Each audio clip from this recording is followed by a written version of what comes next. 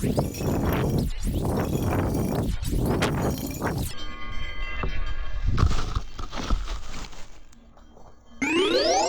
qui fait qu'un sac à dos est un bon sac à dos?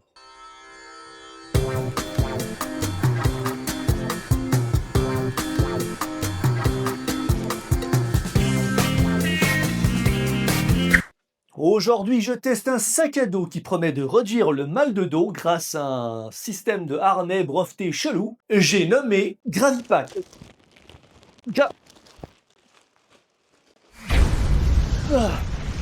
Gravipack.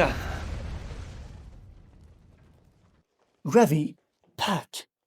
C'est trop bizarre. Il n'y a pas de truc ici. Il n'y a rien. C'est trop louche. Avant d'aller plus loin, je voudrais juste préciser que cette vidéo n'est pas sponsorisée, que je teste un modèle en particulier, et du coup il n'est pas forcément représentatif de tout ce qui est à disposition sur le site, pour aller voir. Et aussi par rapport à mon expérience personnelle, j'ai fait pas mal de bivouac, d'expédition. Voilà. Aussi ce que je voulais dire. Ouais, alors je vais pas charger le truc comme un bœuf parce que j'ai vraiment des problèmes de dos.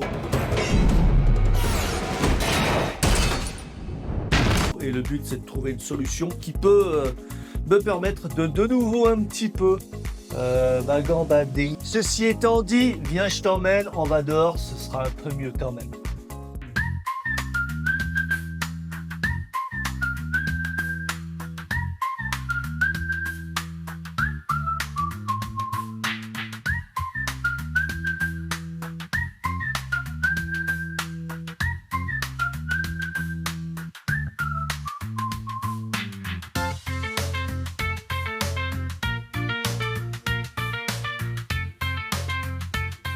Qu'est-ce qui fait qu'un sac à dos est un bon sac à dos? À mon avis, il y a un critère qui surpasse tous les autres, et c'est le fait qu'en fait, il protège ton dos en déplaçant le poids sur tes hanches et que tu portes pas sur ton dos. D'ailleurs, n'importe quel bon sac, soit ça devrait être comme ça. Ni les épaules, ni la nuque, ça devrait être sur les hanches. Et pour ça, il existe un truc qui s'appelle les ceintures de hanches, qui viennent justement se mettre à ce niveau-là pour que le poids vienne ici sur les hanches et pas ailleurs. Donc là, il y a un truc qui est spécial chez Gravipack, c'est que on voit qu'il n'y a rien. Et pourtant, le poids, moi, je le ressens effectivement plus sur l'arrière du dos ici, l'arrière, le bas. Donc pas ma nuque, pas mes épaules. C'est assez agréable.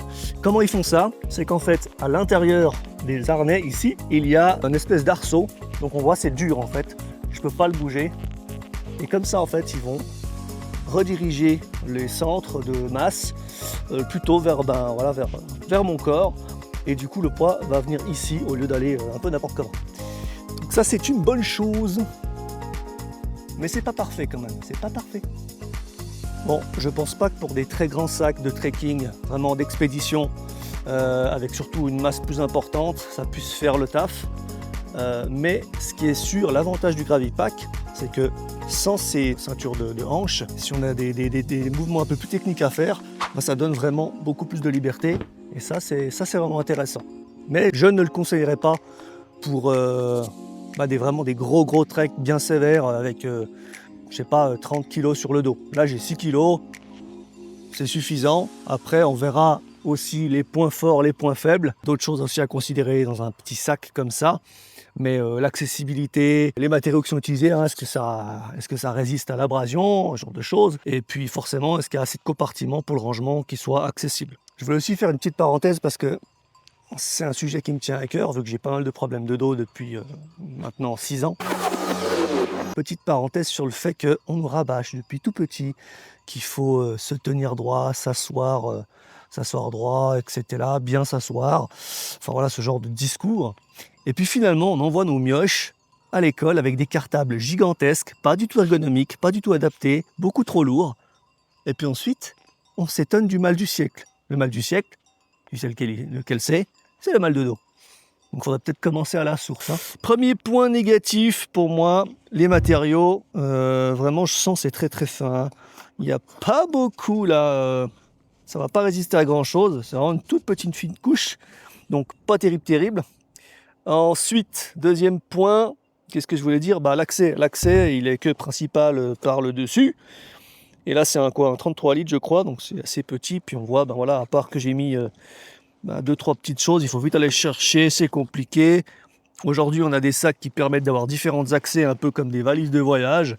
Voilà, enfin, c'est beaucoup plus pratique. Donc là, c'est un peu simpliste, je répète, pour ce modèle, hein, faut pas faire une généralité. Et puis, si vous voyez la taille de ma main, les poches qu'il y a, elles sont vraiment toutes petites. D'ailleurs, qu'est-ce qu'ils disent ici? J'avais vu un petit truc qui disait, voilà, 90%, 92% de charge en moins sur les épaules. J'ai envie de dire que n'importe quel bon sac, comme expliqué tout à l'heure, fait déjà ce taf. Sauf que eux, la subtilité, c'est que ces arceaux, comme on voit, qui sont bien rigides, voilà, et qui permettent justement de rediriger les masses vers le bas du dos, les hanches. Donc ça donne cette liberté. Donc voilà, j'ai dit quoi? Tissu, accessibilité pas top, il n'y a pas vraiment beaucoup de compartiments. Ça, c'est toujours des petits gadgets, je trouve, ça ne sert à pas grand-chose.